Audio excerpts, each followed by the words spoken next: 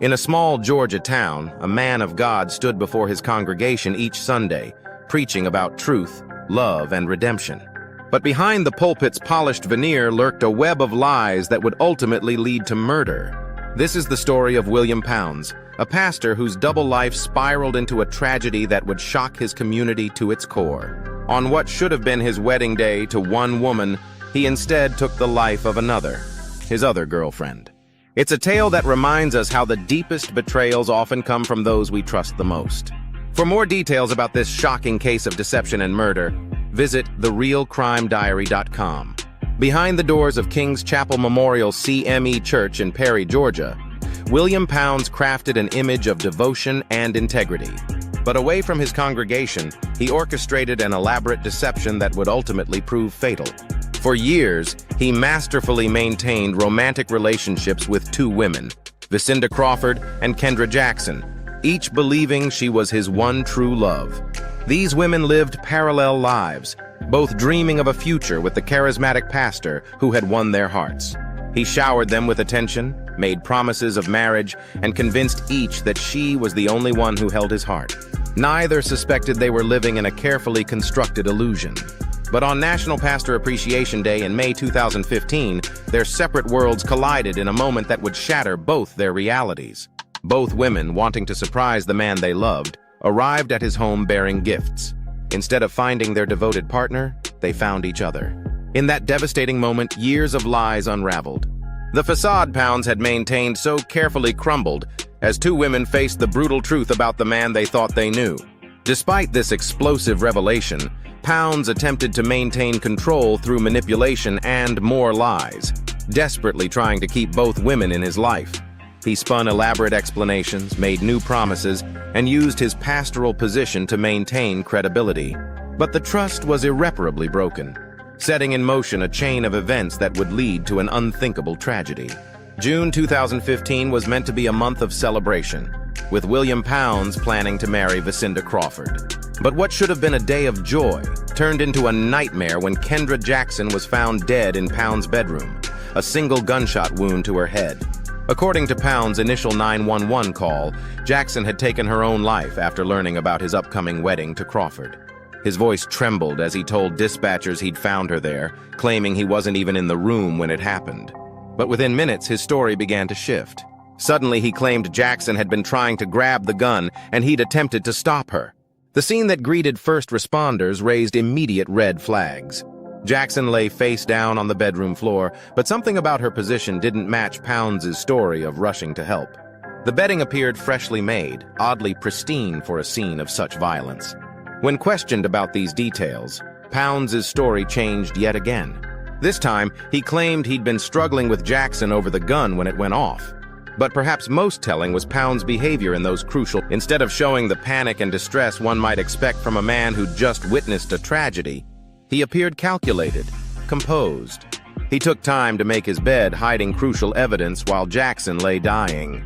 Emergency personnel noted his demeanor seemed off, too controlled, too rehearsed, as if he were performing rather than responding to a crisis.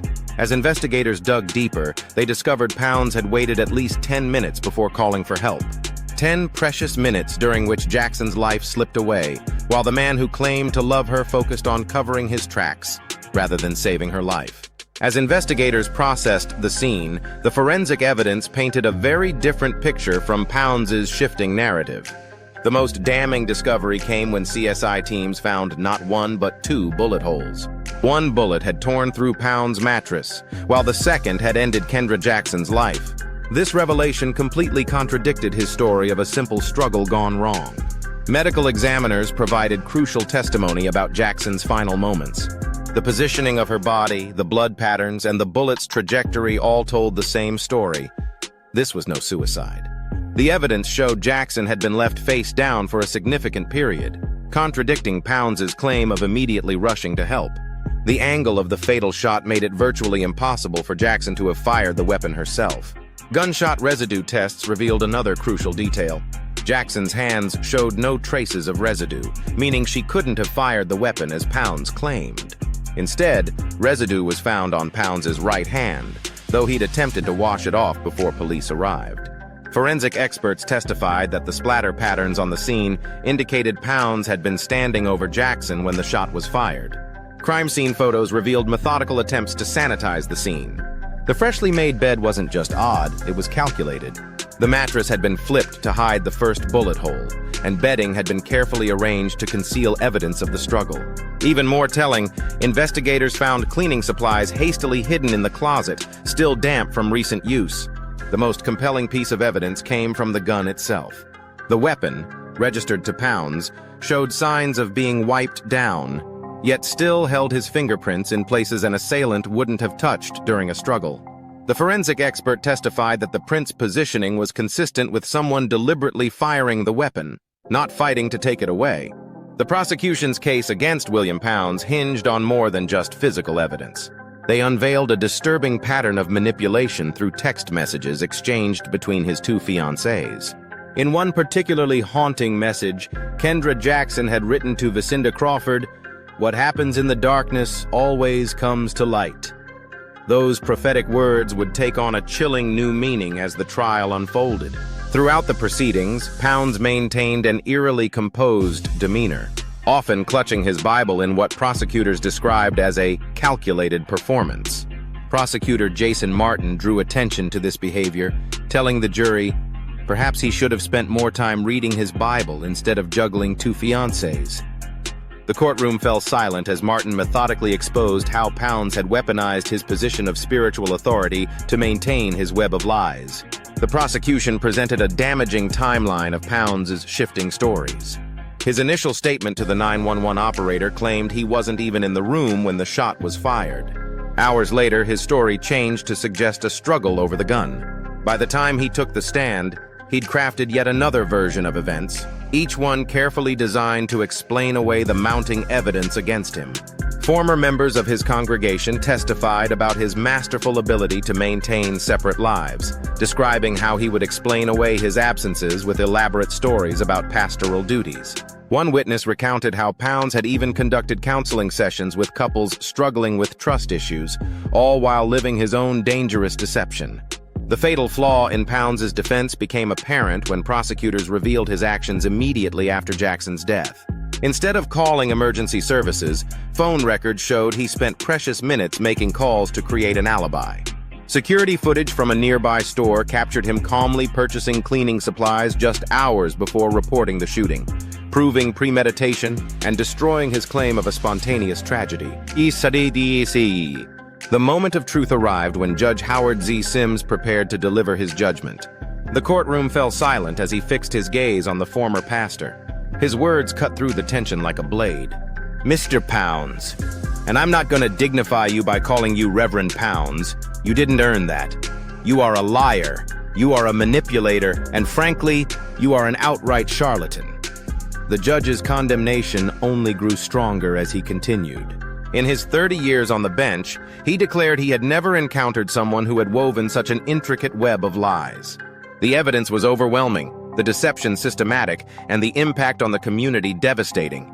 As the judge spoke, Pounds simply closed his Bible, more concerned with adjusting his tie than showing any remorse for Kendra Jackson's death.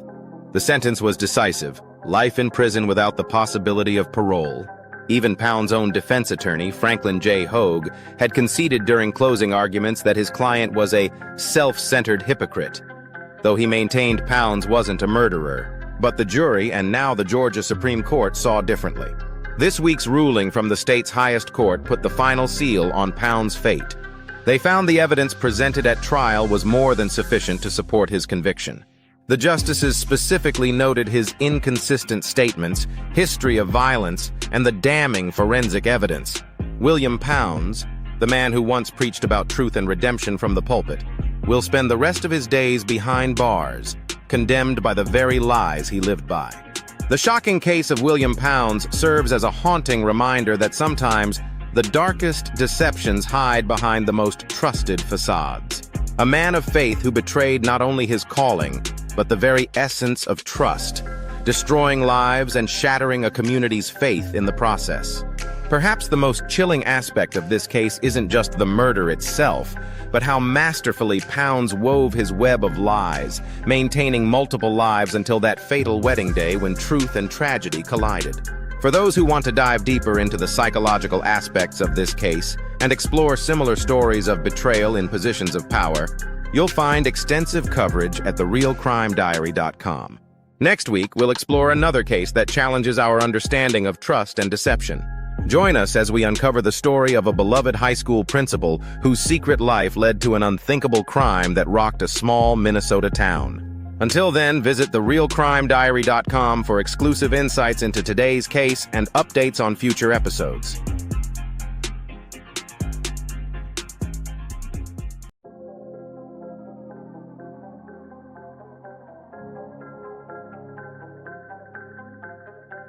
Hey listeners, welcome back to The Real Crime Diary.